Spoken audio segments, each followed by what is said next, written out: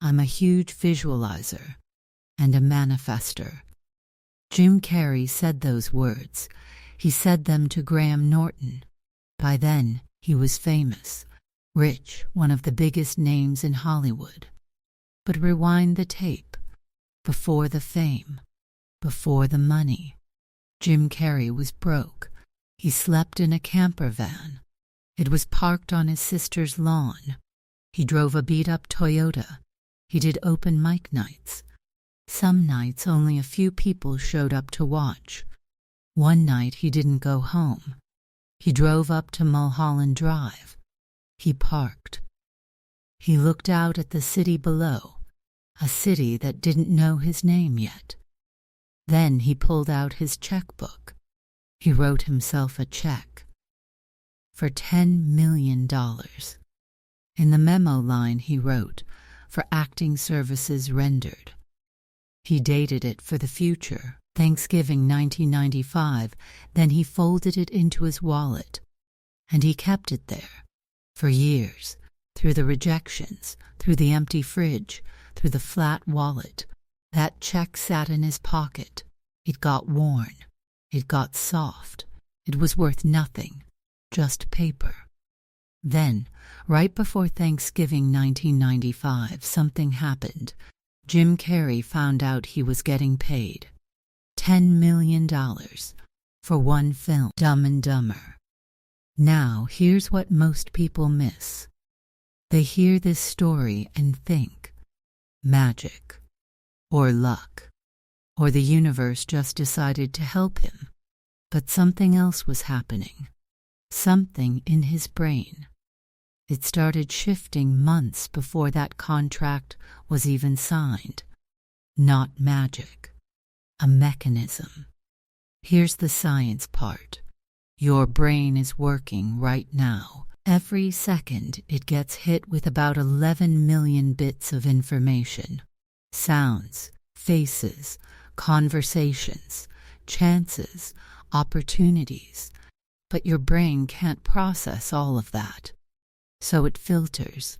It picks a tiny slice and shows that to your conscious mind. And how does it choose what to show you? Simple. It shows you what matches your beliefs. If your brain believes money is scarce, it filters the world that way. If it believes wealth is for other people, it hides the opportunities in front of you, not because they aren't real, but because your brain already decided they're not for you. And here's the part that should bother you. You didn't choose that filter. Someone installed it. Maybe it was a comment at the dinner table. Maybe someone told you to be realistic. Maybe you watched someone you love work hard for a paycheck that never stretched far enough. You didn't build that program, but you're the only one who can rewrite it. Science will look at why hard work alone was never the full answer. We'll trace how your money identity got built, piece by piece, without asking your permission. And then we rebuild it on purpose, starting now. Because between that night on Mulholland Drive and Thanksgiving 1995, Jim Carrey didn't just get lucky. He got specific. And he did something even harder. He acted like that check was already real, months before the world agreed with him. So let's ask the harder question first. If visualizing something can help shift your brain toward it, why do so many hard-working people who never wrote a check, never gave up, never stopped grinding, still end up broke? Here's the question. Why do some people work incredibly hard their whole lives and still stay broke? And why do some people earn a fortune and still end up broke too? Take Mike Tyson. At his peak, he earned over $300 million, maybe closer to $400 million once you count endorsements. He was the youngest heavyweight champion in history. Money poured in from every direction. By 2003, he filed for bankruptcy. $23 million in debt. He owned tigers, real ones. He spent hundreds of thousands of dollars a year just on lawn care. He bought over 100 cars in his lifetime. This wasn't a man who didn't work hard. He trained harder than almost anyone on earth. He earned more money than most people will see in 10 lifetimes. So what happened? Your brain was not built for long-term wealth. It was built for short-term survival.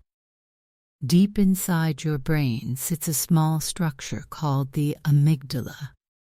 Its only job is to scan for danger and reward, right now, in this moment. It doesn't think about next year. It barely thinks about next week. When money comes in, your brain releases dopamine. That's the chemical tied to pleasure and reward. And dopamine doesn't care about your future. It wants a hit. Now that's why a bonus disappears in a weekend. That's why a big paycheck turns into a new car before it turns into an investment. It's not weakness, it's chemistry. Your brain is doing exactly what it evolved to do. Here's the second problem. It's called scarcity thinking. Researchers Sendil Mullainathan and Eldar Shafir studied this for years. They found something strange. When people feel like they don't have enough money, time, anything, their brain starts to tunnel. It focuses so hard on the immediate problem, it loses the ability to plan ahead. Think about it like this. If you're worried about paying rent this month, your brain doesn't have room left to think about investing for the next 10 years. It's too busy putting out today's fire.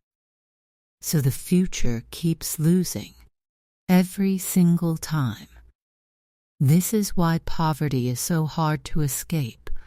It's not just about income, it's about bandwidth.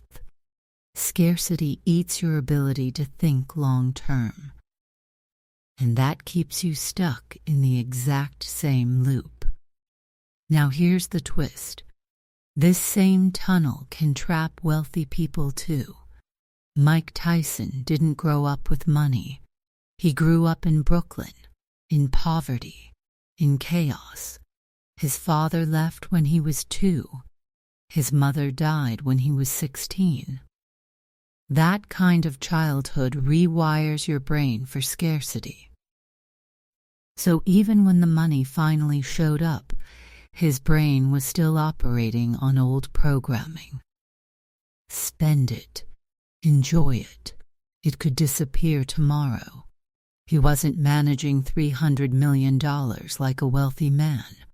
He was managing it like a scared kid who finally got his hands on something good and didn't trust it would last. Psychologists call this present bias. Your brain values a reward today far more than a bigger reward tomorrow. Give most people a choice. $100 right now, or $200 in 6 months. Most people take the 100. Even though waiting is clearly the better deal. This bias isn't rare. It's default. It's built into almost everyone's brain. The people who become wealthy and stay wealthy aren't people without this bias. They're people who learned to override it on purpose, again and again, until it became a habit. So here's the real answer to our question. People don't stay broke because they're lazy. They don't stay broke because they don't work hard enough. They stay broke because their brain is running old software. Built for danger, not for wealth. Built for today, not for 10 years from now. Built to escape pain, not to build patience. And no one ever taught them how to update it. That update begins earlier than you'd think. Long before your first paycheck, long before you understood what money even was. Every night, in a house in Clearwater, Florida, a father asked his two kids the same question. Not how was school, not did you have a good day. He asked, what did you fail at today? If his daughter had no answer, he looked disappointed, so she started trying things on purpose, just to have something to tell him. She tried out for a team and was terrible. She misspelled a word on a test, and every time her father smiled. He gave her a high five. That little girl grew up to be Sarah Blakely, founder of Spanx, the youngest self-made female billionaire in American history. Here's why that story matters. Sarah Blakely wasn't just taught to sell a product. She was taught every single night at the dinner table that failure was safe, that trying was the goal, not winning. By the time she came up with the idea for Spanx, failure didn't scare her. It felt normal, familiar, almost comfortable. That's not personality. That's programming. Here's what's happening neurologically when you're a kid. Your brain is building its wiring at an incredible speed. Every comment your parents made about money, every fight about bills, every time someone said we can't afford that, every time you watched someone you love stress out over a bank statement, all of it got stored, not as memory exactly, as belief. By the time you were 7 years old, most of your core beliefs about money were already set. Psychologists have found this again and again. Financial identity isn't something you build as an adult. It's something you inherit as a child, usually without anyone meaning to hand it to you. And once that belief is installed, your brain protects it. Fiercely, this is where identity gets dangerous. Your brain doesn't just want to be right. It wants to be consistent. If you grew up believing people like us don't get rich, and then, as an adult, money starts coming in fast, something strange happens. You get uncomfortable. Your brain sees a mismatch. New income, old identity, two things that don't match. And your brain, given the choice, will usually fix that mismatch by pulling the money back down, not the identity up. This is one reason lottery winners so often end up broke again within a few years. It's not bad luck. Their bank account changed overnight. Their identity didn't. And the brain will always fight to close that gap. Oprah Winfrey grew up in real poverty, rural Mississippi, then Milwaukee, moving between relatives, at times without running water or reliable food. On paper, nothing about that environment predicted the future she'd eventually build. But somewhere along the way, something shifted. Not just her circumstances, her self-image. She's spoken for decades about seeing herself as valuable, capable, worthy of more, long before the world agreed with her. That shift in identity came first. The empire came after. This is the part most people skip. They think, I'll believe I'm wealthy once I have the money. But it almost always works backward. The belief has to move first. Then your actions start matching the belief. Then, slowly, the results catch up. There's a reason it's called a comfort zone. Your brain built it to keep you safe, not to make you happy. Stepping outside it, financially, emotionally, even just in ambition, triggers the exact same alarm system as physical danger. Your heart rate rises, your palms sweat. Your brain screams retreat. even when the risk is completely reasonable. That fear isn't a character flaw, it's biology doing its job a little too well. So here's where we are. Somewhere in your childhood, a belief about money got installed. Maybe it was fear. Maybe it was scarcity. Maybe it was we're not the kind of people who get rich.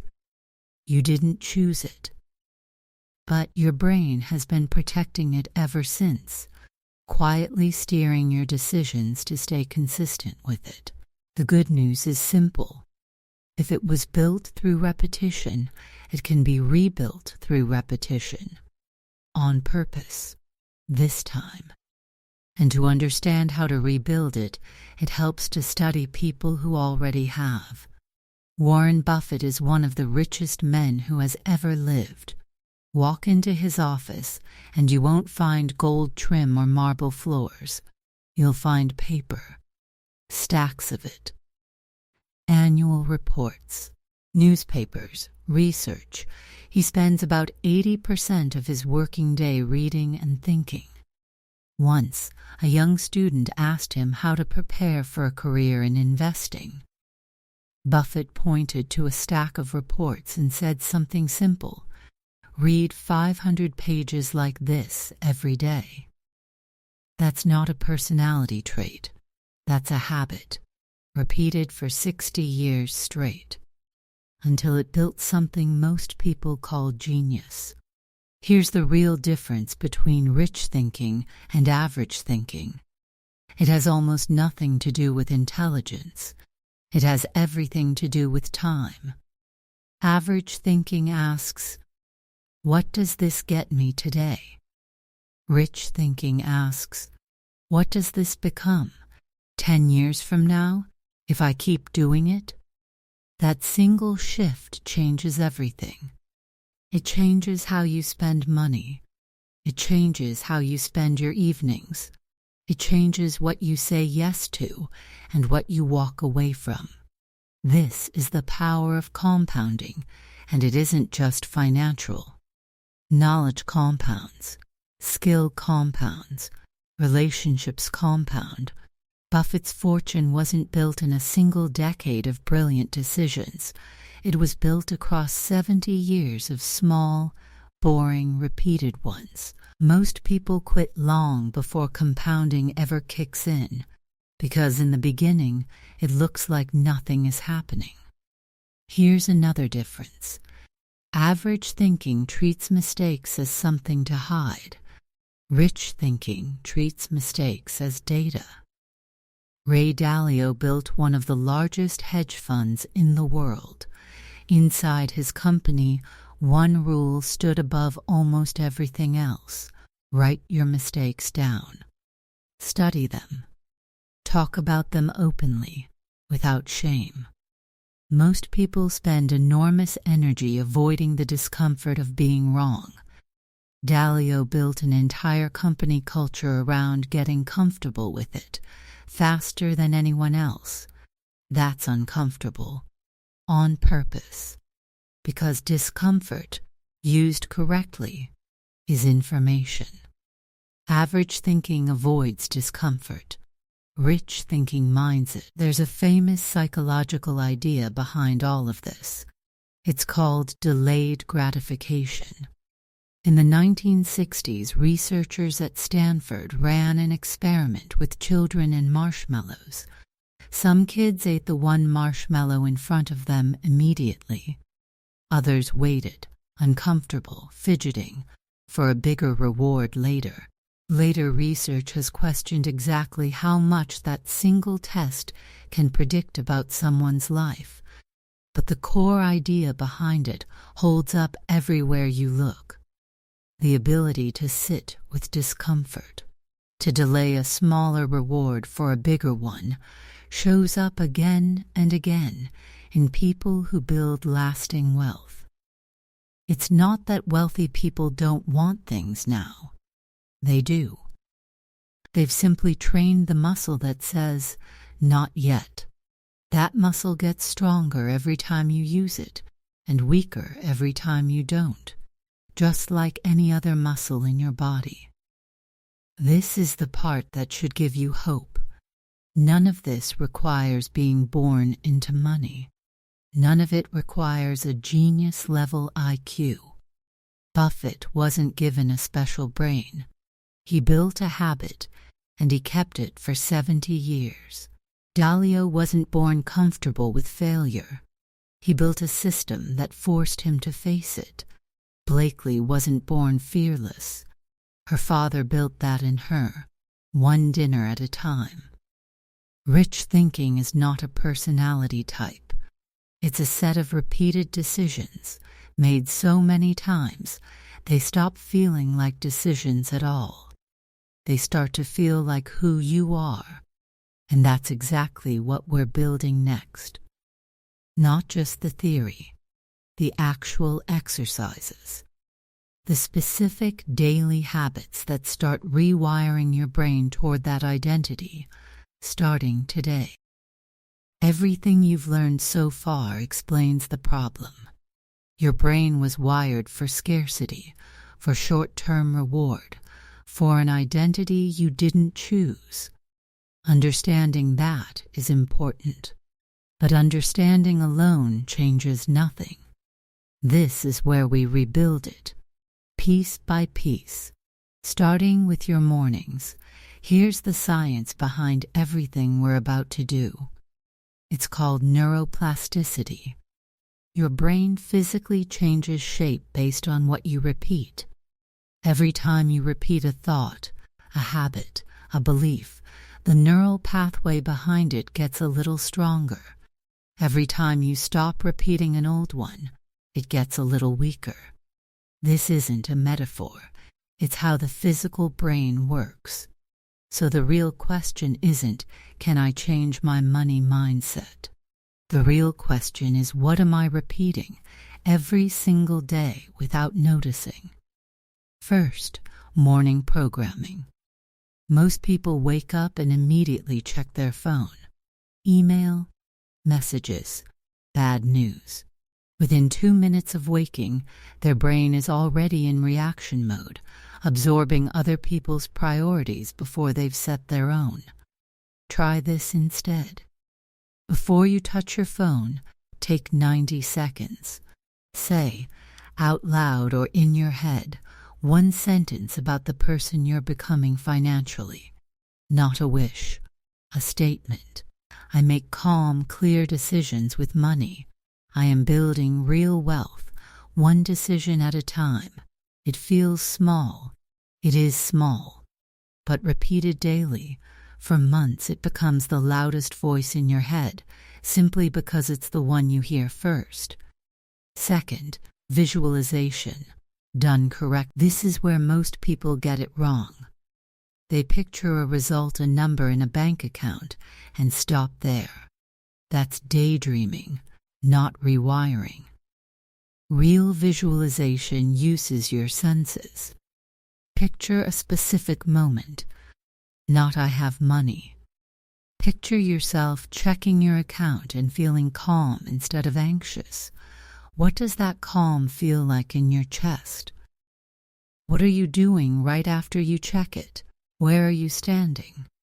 The reason this works is dopamine. When you vividly imagine a reward, your brain releases some of the same dopamine it would release if the reward were actually happening. That dopamine drives motivation. It keeps you reaching toward the goal instead of avoiding it. Do this for 2 or 3 minutes every morning, and you're not fantasizing. You're training. Third, environment design. Willpower is unreliable. Environment is not. If your goal is to save more, and your banking app is buried 3 folders deep while your shopping apps sit on your home screen, you've built an environment that fights your goal every single day. Flip it. Put a savings tracker somewhere you'll see it daily. Delete or hide the apps that trigger impulse spending. Follow accounts that model the financial behavior you want, and unfollow the ones that quietly push you toward comparison and spending. You are not weak for needing this. Every human brain responds to environment. The wealthy simply design theirs on purpose instead of leaving it to chance. Fourth, habit stacking. New habits fail most often for one reason. There's nothing anchoring them to your day. Habit stacking fixes this. You attach a new, small financial habit onto something you already do without thinking. After I pour my morning coffee, I will check my spending from yesterday. After I brush my teeth at night, I will move $5 or $500 into savings. The existing habit becomes the trigger for the new one. Within a few weeks, you stop needing motivation at all. It just happens, the same way brushing your teeth just happens. Fifth, self-talk and identity shifting. Every time you say, "I'm just bad with money," your brain treats that as an instruction, not a complaint. It searches for evidence to prove you right, and it will always find some. Replace the sentence, not with a lie, but with a direction. Not "I'm rich now," if that isn't true yet. Instead, "I'm becoming someone who manages money well." That sentence is honest, and it points forward instead of trapping you in the identity you're trying to leave behind. Sixth, the pause before every decision. Remember present bias from earlier. Your brain wants the reward now, so build in one deliberate pause before financial decisions above a certain size for you. Even 60 seconds. Ask one question. Is this decision made by the person I'm becoming or the person I'm trying to leave behind? That single pause interrupts the automatic dopamine grab and gives the slower, wiser part of your brain a chance to weigh in before your wallet does. Seventh, money awareness. You cannot rewire what you refuse to look at. Most people avoid checking their accounts when things feel tight, which is exactly backward. Track it daily, even briefly.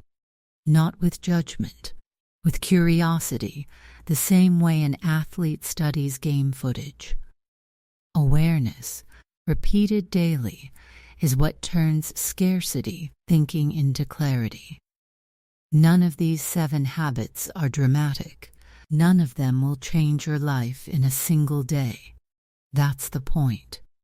Your old financial identity wasn't built in a day either. It was built through thousands of small repetitions, most of them absorbed before you were even old enough to question them. You're going to out-repeat it, on purpose. Starting tomorrow morning. Let's go back to where we started. Jim Carrey, broke, sitting in a beat-up Toyota on top of Mulholland Drive, writing a check for money he didn't have. He wasn't lying to himself. He was speaking to a version of himself that hadn't arrived yet. Mike Tyson, raised in poverty, in chaos, wiring his brain for survival before he ever learned to wire it for wealth. He earned hundreds of millions and lost it because the money changed faster than his identity did. That's not a failure. That's a brain doing exactly what it was trained to do. Sarah Blakely taught at a dinner table that failure wasn't something to fear. Oprah Winfrey, building a self-image worth more than her circumstances, long before the world caught up to her. None of these people were given a different brain than you. They were given, or they built, different programming. And now you understand exactly how that programming works. The scarcity loop, the dopamine chase, the identity that fights to stay consistent, even when consistency keeps you stuck. You are not broken. You were never broken. You were simply running code that someone else installed a long time ago without asking you. And here's the thing about code. It can be rewritten, not overnight, not with one video, one book, one moment of motivation that fades by Thursday. It gets rewritten the same way it was written in the first place. Repetition. Quiet, daily, unglamorous repetition. Nobody sees the moment a habit becomes an identity. There's no dramatic before and after. There's just a person who kept showing up, morning after morning, saying the sentence, doing the pause, tracking the numbers, choosing the delayed reward over the easy one, until one day, without noticing exactly when it happened, they realized they'd become someone new. That's not magic. That's neuroscience, applied with patience. You don't need to feel ready. Carey wasn't ready when he wrote that check. He was scared, broke, and unsure. He acted anyway, and let the belief lead the way, months before the evidence arrived to support it. You get to do the same thing, starting today. Not by pretending you're already wealthy, by becoming, one small decision at a time, the version of you who is. Somewhere, right now, someone is sitting in an old car, on a hill, writing a check they can't cash yet. Maybe that's you. Maybe it isn't a check. Maybe it's just a decision, a quiet one, to stop repeating a story that was never really yours to begin with. You didn't choose the beliefs that were handed to you as a child. You didn't choose the fear, the scarcity, the old wiring. But from this exact moment forward, you choose what gets repeated. And repetition, not luck, is what built every story you heard today. 10 years from now, someone might tell your story, not because anything dramatic happened today. Nothing did. You're just sitting here, watching a video. But maybe, 10 years from now, they'll say it started here, on an ordinary day, with one small decision to think differently, starting tomorrow morning, and then the morning after that, and the one after that. Your brain is listening to everything you tell it. It has been, your whole life. The only question left is what you decide to tell it. Starting now. If this helped you see your own mind a little differently, subscribe to Manifest with Mary. Every video here exists for exactly this reason, to help you reprogram your mind for the life you actually want, one honest, science-backed step at a time.